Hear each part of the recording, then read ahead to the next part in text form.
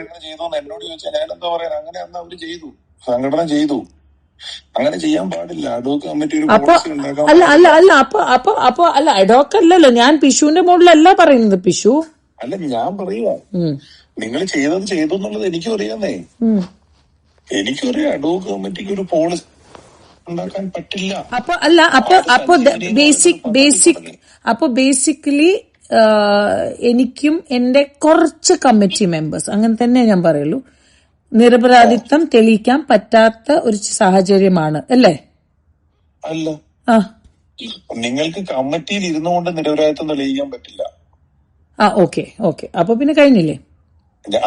ഇതിന് സാങ്കേതികമായിട്ടുള്ള പ്രശ്നം എന്റെ അറിവിൽ ഞാൻ എഴുതിയ ഒരു പരീക്ഷ എന്താണ്? ഹലോ എന്താ? നിങ്ങൾക്കെതിരെ ആരോപണം കേട്ടില്ല. ഞാനൊരു ഉദാഹരണമാണ് പറയുന്നത്.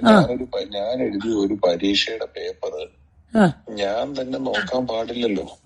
അപ്പൊ നിങ്ങൾക്കെതിരെ ഒരു ആരോപണം ഉണ്ടായി കഴിയുമ്പോ അത് ഞങ്ങള് തന്നെ അന്വേഷിച്ച് തെളിയിക്കാന്ന് പറയുന്ന പോലെയാണ് പൊതുജന അല്ലെ കമ്മിറ്റി തന്നെ എടുക്കുള്ളൂ. ഇതിന്റെ ഒരു നല്ലൊരു എക്സാമ്പിൾ ഞാൻ പറഞ്ഞുതരാം. ഞാന് എന്റെ 11th സ്റ്റാൻഡേർഡിന്റെ എക്സാമില് ഞാൻ ഇംഗ്ലീഷിൽ എനിക്ക് 23 മാർക്സാ കിട്ടിയത്, ഫെയിൽ. ഞാൻ സെൻട്രൽ സ്കൂൾ സ്റ്റുഡന്റ് ആണ്. 23 മാർക്സ്. ഓക്കെ. അപ്പൊ എന്റെ അച്ഛൻ പറഞ്ഞു അത് ഒരു കാരണവശാലും ശ്വേതയ്ക്ക് 23 മാർക്സ് ഉണ്ടാവില്ല. ഓക്കെ, എന്തായാലും 35ന്റെ മുകളിലേ ഉണ്ടാവുള്ളൂ, 36 ആവും. പക്ഷെ ഒരു കാരണവശാലും ഫെയിൽ ആവില്ല. അപ്പൊ എന്റെ അച്ഛൻ CBSEന് കേസ് കൊടുത്തു. ഓക്കെ, നമ്മള് റീവാലുവേഷൻ ഇട്ടപ്പോ നിങ്ങൾക്ക് പണ്ടത്തെ ആൾക്കാർ 7 എങ്ങനെ എഴുതാറുണ്ടായെന്ന് അറിയില്ലേ? ഒരു 7 എഴുതാ, പിന്നെ അതിന്റെ സെന്ററിൽ ഒരു ലൈൻ ഇല്ലേ? അത് പ്രിന്റിംഗിന് വന്നപ്പോ അത് 2 ആയിട്ടാ വന്ന്. 73 ആണ് മാർക്സ്. പക്ഷെ പ്രിന്റിംഗിന്റെ ക്വാളിറ്റിന്റെ ഇതില് വന്നപ്പോ 2 ആയിപ്പോയി. റീവാലുവേഷൻ ചെയ്തു. അപ്പൊ ഇപ്പൊ നിങ്ങൾ പറഞ്ഞ പോലെ തന്നെ നമ്മൾക്ക് റീവാലുവേഷൻ നിങ്ങളുടെ അഡ്വോക്ക് ആൾക്കാർ തന്നെ ഇരുന്നോട്ടെ, നമ്മളൊന്നും ചെയ്യില്ല. നിങ്ങൾ പറഞ്ഞത് ഒരു ക്ലറിക്കൽ മിസ്റ്റേക്കിന്റെ കാര്യമാണ്. അതന്നെ, ആ ക്ലറിക്കൽ മിസ്റ്റേക്ക് അല്ല.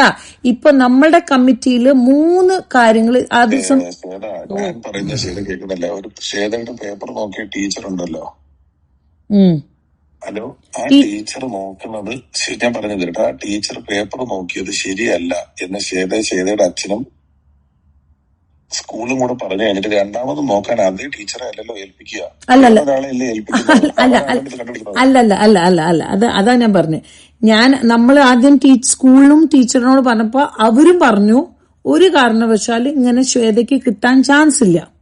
അവരുടെ ലെറ്ററും എന്റെ അച്ഛന്റെ ലെറ്ററും എന്റെ പ്രിൻസിപ്പളിന്റെ ലെറ്ററും വെച്ചിട്ട് നമ്മൾ അത് CBSE ഡൽഹിയിലാണ്, ബിക്കോസ് അറിയാലോ.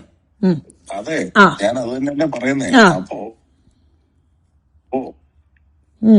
എന്റെ പ്രശ്നത്തിൽ നമ്മൾ ആ പേപ്പർ നോക്കി അതേ ടീച്ചറെ കൊണ്ട് പിന്നെ നോക്കിക്കോ. അല്ല, നമ്മളുടെ അങ്ങനെ CBSE ടീച്ചർ അല്ലല്ലോ, അതേ ടീച്ചർ തന്നെയാണ് നോക്കിയത്. ഡൽഹിയിൽ ആരാ നോക്കിയത്? അവര് നോക്കി. അതേ ടീച്ചർ തന്നെ ആയിരിക്കില്ലല്ലോ അവര് നോക്കി. എന്റെ കംപ്ലൈന്റിലാണല്ലോ ഇത് വരുന്നത്. ഇപ്പോ എനിക്കെതിരെ ഒരു കേസ് വന്നിട്ട് ഞാൻ തന്നെ ഈ കേസിനകത്ത് എന്റെ അറിവാണ്. ഇപ്പൊ നിങ്ങൾ ഈ പറയുന്ന കാര്യത്തിനകത്ത് നിങ്ങൾക്കുടെ കണക്കിൽ വിശ്വാസം ഇല്ല എന്നാണല്ലോ. എന്ന് നിങ്ങൾ 45 ദിവസം പോലും ഇവരാരും അനുവദിച്ചു തന്നില്ല. ഇവരാരുമല്ല.